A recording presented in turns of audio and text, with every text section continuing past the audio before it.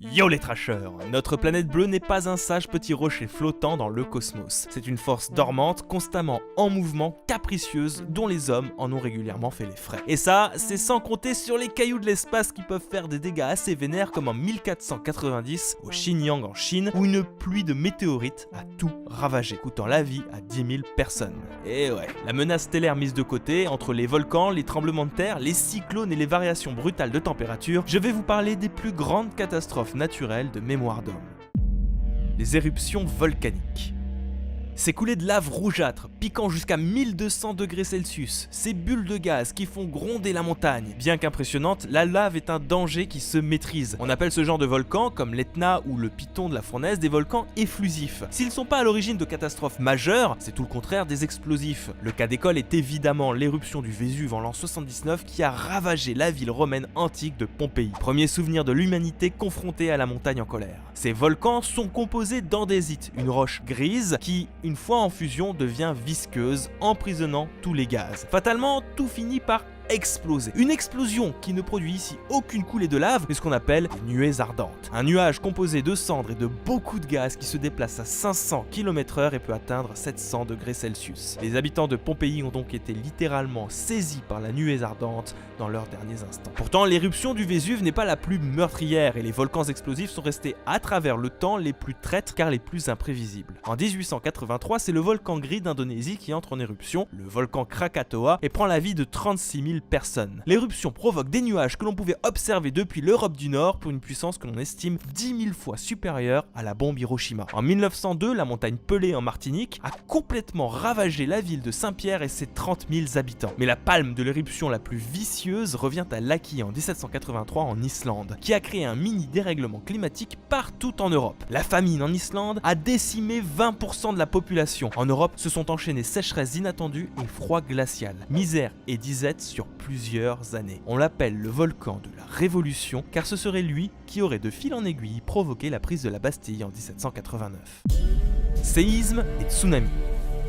Le mal vient de sous nos pieds, la terre tremble et tout s'écroule autour de vous. Pas besoin de vous faire un dessin, c'est pas un tremblement de terre en lui-même qui tue, mais ses conséquences. Effondrement, glissement de terrain et tsunami, les bilans étant toujours plus lourds en environnement urbain. Des tremblements de terre, vous en avez très régulièrement dans l'actualité et certains pays ont pris plus cher que d'autres. Et le cas le plus marquant récemment est celui de Haïti en 2010 qui a coûté la vie à près de 230 000 personnes. Un séisme ou tremblement de terre se produit à cause du mouvement des plaques tectoniques. Elles sont toujours en mouvement, se déplacent régulièrement de quelques millimètres à centimètres par an, mais parfois elles se bloquent. Il faut alors imaginer un ensemble de rouages qui tournent tranquillement dans lequel on met soudain un bâton. L'énergie s'accumule jusqu'à un point de rupture, c'est le séisme. Plus les failles restent bloquées et plus la rupture sera puissante. Quand la terre tremble au milieu des eaux, la conséquence directe est le tsunami ou raz-de-marée, d'immenses vagues de plusieurs mètres de haut qui ravagent tout. Les côtes sont littéralement asséchées sur plusieurs dizaines voire centaines de mètres avant de voir s'abattre ce monstre d'eau. Tout le monde se rappelle du tsunami du Sri Lanka en 2004 qui aura coûté la vie à pas moins de 220 000 personnes des suites du séisme de magnitude 9.3 sur l'échelle de Richter au large de l'île de Sumatra, mais également du tsunami japonais de 2011 provoquant la catastrophe nucléaire de Fukushima. Autre conséquence plus exceptionnelle, cela dit, les séismes peuvent provoquer également des avalanches dans les montagnes proches de l'épicentre, ce qui s'est produit en 1970 au Pérou à Ancash, causant la mort de 75 000 personnes.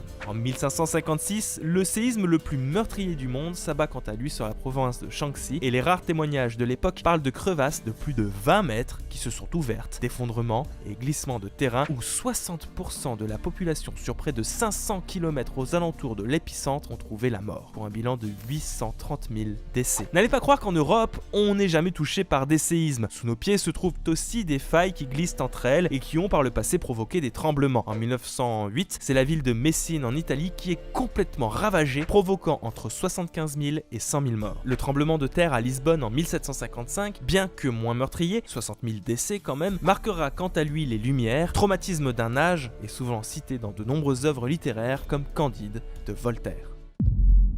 Les vents violents.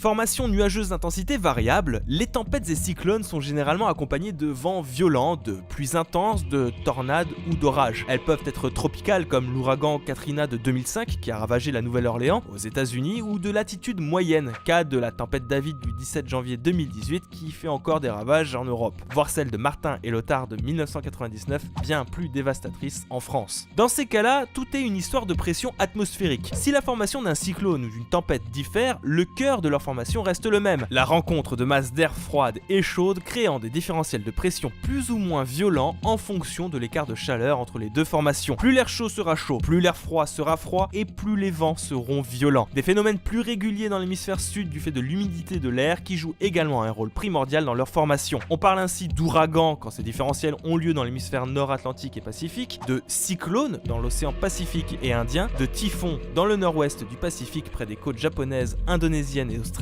On retrouve parmi les tempêtes les plus violentes de l'histoire le cyclone de Bola au Bangladesh qui a coûté la vie à plus de 500 000 victimes pour des vents atteignant les 200 km/h, le typhon Daifong en 1881 au Vietnam tuant 300 000 personnes et le cyclone Koringa en Inde en 1839 dans la baie du Bengale coûtant la vie également à 300 000 autres victimes. Encore une fois, des événements qu'on ne peut que prédire avec une courte avance. Les dégâts matériels et humains sont toujours monstrueux et on ne peut rien y faire, sinon attendre que ça passe.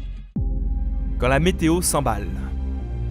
Moins impressionnant mais non moins dévastateur, les variations extrêmes du climat ont fait pas mal de dégâts. Premier cas, celui des fortes chaleurs caniculaires qui assèchent les terres et sont un danger pour les personnes fragiles. On se rappellera ici pour beaucoup de l'épisode de chaleur de 2003 qui s'est abattu non pas juste en France mais dans toute l'Europe, coûtant la vie à pas moins de 15 000 Français, essentiellement des personnes âgées, et 20 000 Italiens. Avec un mercure plafonnant à 40 degrés Celsius en moyenne de juin à août 2003, un air assez sec et surtout des nuits tout aussi chaudes, s'en est suivi une crise politique importante et une remise en cause de notre système de prévention, les décès étant essentiellement dus par déshydratation. A l'inverse aussi, des situations de froid extrême expérimentées dans des zones habituellement douces sont également des grands risques de catastrophe pour les populations locales, à l'image du blizzard qui a frappé l'Iran, oui, l'Iran en 1972, causant la mort de 4000 personnes par une série de violentes tempêtes de neige, un phénomène qui s'est également reproduit en 2008 en Afghanistan. Enfin, les inondations, que l'on connaît bien en France et en Europe, puisque sont des catastrophes naturelles les plus courantes, mais aussi et surtout en Asie, logique en période de mousson. Si les dégâts sont généralement matériels, il arrive que ces submersions soient particulièrement rapides et imprévisibles, combinant plusieurs facteurs aggravants. C'est ce qu'il s'est malheureusement passé en Chine en 1931. Forte chute de neige en montagne et fortes précipitations avaient déjà augmenté sévèrement le niveau des rivières, ce à quoi se sont enchaînés 7 cyclones tropicaux et la fonte des neiges en montagne. Les rivières déjà bien hautes et les sols gorgés d'eau par des semaines de pluie ont alors totalement ravagé le Hubei, le Hunan, le Jiangxi et les villes de Wuhan et Shanxi. Pendant